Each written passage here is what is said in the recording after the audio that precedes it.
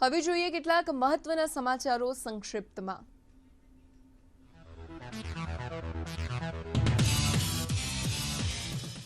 संरक्षण मंत्री राजनाथ सिंहे पीओके पर आप्યું મોટું નિવેદન। કહ્યું પીઓકે આપણું છે અને પીઓકે આપણું જ રહેશે।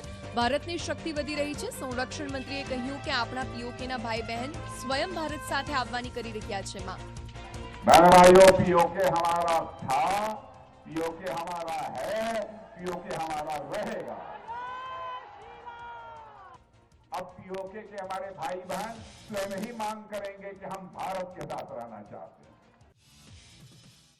બિહારના પૂર્વ નાયબ મુખ્યમંત્રી અને આરજેડી નેતા તેજસ્વી યાદવના ભાજપ પર આકરા પ્રહાર। કહ્યું CBI, ED, IT, electoral bond, હિન્દુ મુસ્લિમ મંદિર મસ્જિદ ન હોય તો ભાજપ 100 સીટ પણ ન જીતી શકે। ભાજપના લોકો છે હાલ ડરેલા। કોંગ્રેસે આંધ્રપ્રદેશ અને ઝારખંડ રાજ્યમાં લોકસભાની ચૂંટણી માટે 11 ઉમેદવારનું લિસ્ટ કર્યું જાહેર। ઝારખંડના ગૌડાથી દીપિકા સિંહ પાંડેની ટિકિટ કાપી પ્રતિક યાદવને બનાવ્યા પોતાના ઉમેદવાર। વિશ્વના 192 દેશમાં વિશ્વ પૃથ્વી દિવસની કરાઈ ઉજવણી। 22 એપ્રિલ 1970થી આ દિવસ મનાવવાની થઈ હતી શરૂઆત। અમેરિકાના સિનેટર ગેલોર્ડ નિલ્સને પર્યાવરણ સંરક્ષણ માટે વિશ્વ પૃથ્વી દિવસ ઉજવવાનો પ્રસ્તાવ રાખ્યો હતો।